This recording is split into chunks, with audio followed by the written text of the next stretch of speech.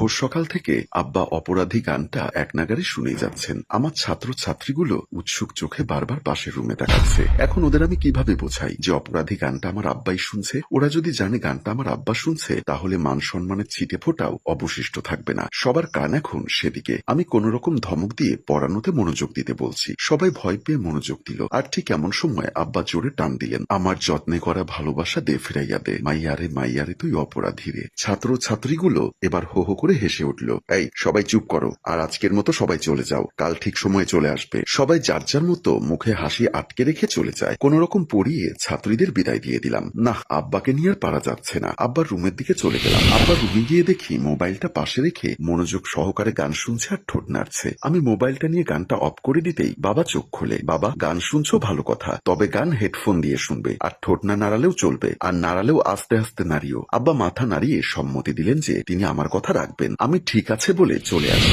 খাবার টেবিলে এসে সবেমাত্র 7টা রুটি খেয়েছি। তার মাঝে আব্বা ডাক দিয়ে বললেন তাড়াতাড়ি যেন তার রুমে যাই। মেজাজ বিগড়ে খাওয়া দাওয়া ছেড়ে আব্বার রুমে গিয়ে দেখি আব্বা গোফের তোলে মুচকি হেসে আমার দিকে লজ্জা লজ্জা চাহনি দিয়ে মোবাইল থেকে কি যেন বের করে পড়লেন। এই মেয়েটাকে খুব পছন্দ হয়েছে তোর জন্য, এই মেয়ের সাথে কথা বলে দেখ কেমন লাগে। মেয়ের ফেসবুক আইডি নামটা দেখেই লজ্জায় শার্ট দিয়ে মুখ গুছে আব্বার রুম থেকে বেরিয়ে পড়লাম। বেশ কয়েকদিন মেয়েটার সাথে কথা হলো। মেয়েটা বেশ ভালো, তবে সমস্যা হলো মেয়েটা আহ্লাদ। এই আজাইরা আহ্লাদ দেখলেই আমার গা চলে, তবুও সহ্য করে নিচ্ছি। পরদিন সকালে ঘুম থেকে উঠে দেখি আম্মু বাবা 14 গোষ্ঠীর মুখে একটাই কথা, রোহান চরিত্রহীন লম্পট হতেই পারে না, ওকে ভালো করে চিনি আমরা। আব্বা খানিকক্ষণ পরপর বলছেন একটা মেয়ে এত বড় মিথ্যা বলার সাহস দেখাতে পারে না, খোঁজ নিয়ে দেখো ওই হারামজাদাটা কিছু একটা ঘটিয়েছে। মা আব্বাকে ধমকিয়ে বলেই চলেছে তুমি চুপ করো, রোহান আমার হাতের উপর দিয়েই বড় হয়েছে, ওর নারী নক্ষত্র পর্যন্ত আমার জানা আছে। কি সব বলছো আমার ছেলের নামে? আচ্ছা এখন এত কথা না বলে ছেলের কাছ থেকে জিজ্ঞাসা কর। আমার ঘুম ভেঙেছে ভোর সকালেই, কিন্তু বাহিরে বের হবার সাহস পাচ্ছি না, তাই দরজায় কান পেতে সবার কথা শোনার চেষ্টা করছি। শালা যত সমস্যা বাঁধিয়েছে আমার হবু বউ। এই মেয়ে সবার সামনে কেঁদে কেঁদে মোবাইলে বলেছে আপনারা জানেন রোহান আমার সাথে লম্পটপানা করেছে, যে ছেলে বিয়ের আগে এমন করে সে তো বিয়ের পরে অন্য মেয়ের সাথেও এমন করবে। হে আল্লাহ, আমি আমার বাবাকে এক্ষুনি ফোন দিচ্ছি। তখন আমার হবু শ্বশুর ফোন দিয়ে ইচ্ছামতো গালিগালাজ করে আমার আব্বুকে বলেছে তার মেয়ের সাথে আমার বিয়েও দিবেন না তিনি। এটা শুনে আব্বার ছোটখাটো স্ট্রোক হয়ে যাবার কথা থাকলেও তার স্ট্রোক হয়নি। বিয়ের কার্ড ছাপানো হয়ে গেছে, গরু কেনা সহ অনেক কিছুই কেনা হয়ে গেছিল তার। কষ্টটা আমার যে হচ্ছে না তা কিন্তু না। মেয়েটা বড়ই সুন্দরী, এমন একটা মেয়ে বিয়ে করতে কেই বা না চায়। কি করব, কি হবে বাহিরে গেলে তা জানি না। সবাই দরজা ধাক্কাচ্ছে, উপায় না দেখে দরজা খুলে দিলাম। আমাকে ঘিরে সবাই দাঁড়িয়ে আছে, সবার মুখে একটাই প্রশ্ন, আমি ওই মেয়ের সাথে কি করেছি। অবশেষে খুলে পড়লাম সবটা। হ্যাঁ, তবে কেউ খারাপ ভাবতে পারবে না। কাল রাতে নুসুর সাথে চ্যাটিং করেছিলাম আমি, অনেক কথা হচ্ছিল। একটা সময় পর সে আমাকে বলে রোহান তোমাকে দেখবো, তো আমি সেলফি দিলাম তাকে। সে ছবিটাতে লাভ রিয়াক্ট দিল। এরপর আমি বললাম নুসুকে দেখবো। আমি নুসু না বলে ভুল করে নুয়ের পাশে সোনা লিখে নু লিখেছি। পরে আমি বারবার বলি যে ভুল করে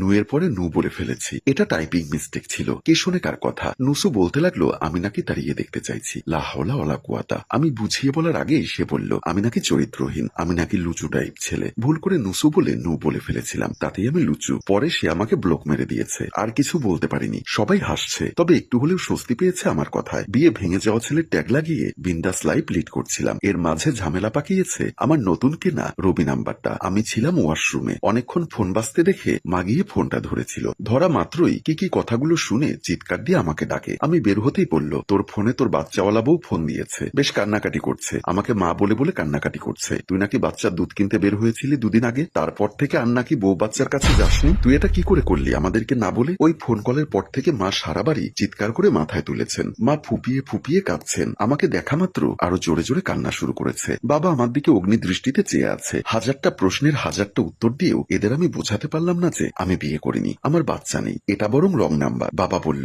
ভালো করেছিস আমাদের আশা ভেঙে, তুই একটাবারও আমাদের কথা ভাবলি না। মা কাঁদতে কাঁদতে বলল তোকে পড়ালেখা শিখিয়ে এত বড় করেছি কি আমাদের মান সম্মান নিয়ে খেলতে। মায়ের হাত থেকে ফোনটা নিয়ে কল দিলাম লাউড স্পিকার অন করে। ওপাশ থেকে কল ধরেই বলল দুধ কিনতে গিয়ে তুমি কি তোমার মায়ের কাছে গিয়ে উঠেছো, এই ছিল তোমার ভালোবাসা, বাচ্চাটা খালি আব্বু আব্বু করে। মহিলার কথা শুনে মা আরো জোরে জোরে কান্না শুরু করলো। অনেক কষ্টে মাকে থামালাম। আমি তখন বললাম আচ্ছা এটা কি আপনার হাজবেন্ডের নাম্বার। মহিলা খানিকক্ষণ চুপ থেকে বলল আপনি কে, রাশেদ কোথায়। মহিলাকে বুঝিয়ে বললাম আপু আসলেই নাম্বারটা আমি নতুন কিনেছি, আপনি কেন না দেখে এত কথা বললেন। মহিলা নিজের ভুল বুঝতে পেরে সরি বলে বলে ক্ষমা চেয়ে ফোন রেখে দেয়। সবাই এবার কিছুটা ঠান্ডা হয়েছে। প্রচন্ড ক্ষুধা লাগায় খাবার টেবিলে গিয়ে বসেছি। মা সবকিছু রেডি করেছেন। মা আমার প্লেটে ভাত দিতে দিতে বললেন তোর আসলেই বউ বাচ্চা নেই তো বাছা। ই আল্লাহ, আমার মতো ভার্জিন ছেলেকেও নিজের মা বিশ্বাস করতে পারছে পারছে না। ইচ্ছা করছে এই শোকে পাশের বাসার ভাবিকে জড়িয়ে ধরে কিছুক্ষণ কেঁদে আসি। মা, তুমি এখনো এসব নিয়ে পড়ে আছো? আমার তোমরা ছাড়া কেউ নেই, বিশ্বাস করো। আব্বা পাশের রুম থেকে আবার শুরু করলেন, আমার যত্নে করে ভালোবাসা দে ফিরাইয়া দে, মাইয়ারে মাইয়ারে। মা হাসছে আর আমার ফাটছে। আর এখানেই সুন্দর একটি হাসি খুশির গল্পের সমাপ্ত হয়। সম্মানিত ভিউয়ার্স, কিছু পরিবার আসলেই সেরা, যারা বন্ধুসুলভ আচরণ করে, ছেলেকে প্রাধান্য দেয়। এসব পরিবারে আর যাই হোক, দুঃখ থাকে না, সুখী হোক সকল পরিবার। গল্পটির ভাবনা ও পরিচালনায় হাশেম রাজু, চিত্রগ্রহণ শিহাব ও শাকিল ও প্রযোজনায় মঞ্জুর মোর্শেদ মিউজিক প্লাস। গল্পটি ভালো লাগলে লাইক, কমেন্ট ও শেয়ার করে দিন। ধন্যবাদ।